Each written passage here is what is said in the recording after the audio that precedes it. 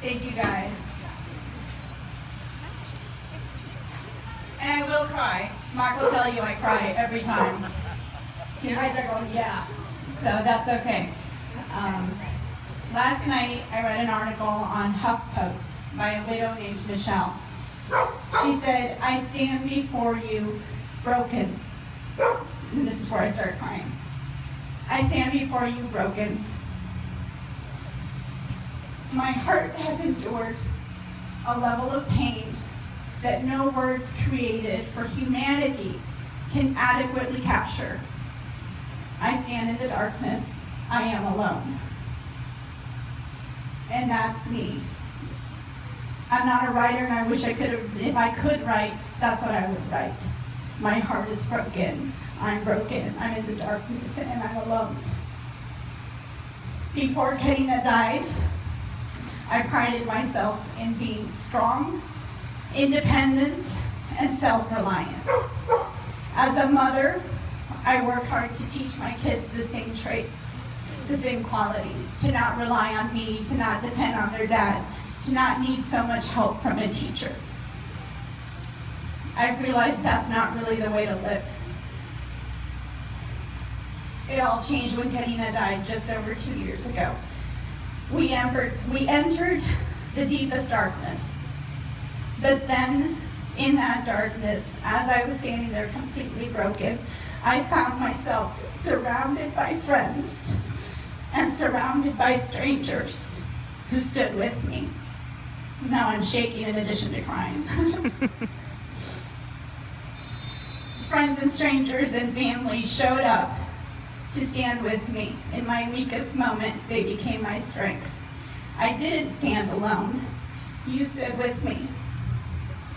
Looking around at the faces today, I can say, unlike Michelle, that widow, I'm not alone. I stand before you broken, and it is the darkness, but you're with me, and you're giving me strength, and you're giving me light. And that's the reason that we're here today. I found that it takes a different kind of strength to need people. It requires a certain vulnerability to admit that I need something. And I was reluctant to do that. But I've discovered that when I'm willing to express my need, I will always find people willing to step up and meet that need. Time and time again, my needs have been met in the form of groceries dropped on my doorstep, of non-soccer parents driving Mark to practice, or even friends showing up at 6:30 to do registration check-in on a 5K. Significantly, the You'll Never Walk Alone 5K fund paid for Mark's club fees in our darkest moment. He had just joined his first competitive team a few days before Karina's accident. Just as important as the financial assistance that we received from the club and our community was the reassurance that as we stood in the darkness, we were not alone. In a speech about resilience, Sheryl Sandberg, also a widow, recently said, "You don't have to do something huge. You don't have to wait for someone to tell you exactly what they need, and you don't have to be someone's best friend from first grade to show up. If you are there for your friends, and you let them be there for you, if you laugh together until your sides ache, if you hold each other as you cry, that won't just make you more resilient, it will help you lead a deeper and more significant life." In a world that applauds picture-perfect families and Pinterest-worthy dinners, today we stop to recognize that people are standing in darkness.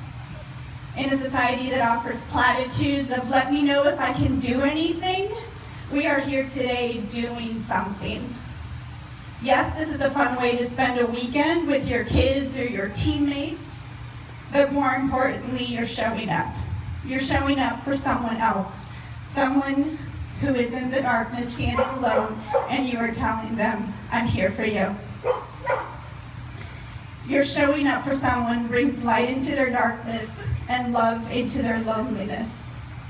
Collectively, our $25 or $30 race entry fees will have a deep impact on families in our club and in our community who, just like us, are facing their darkest moments. Families facing loss, families just like mine who are broken.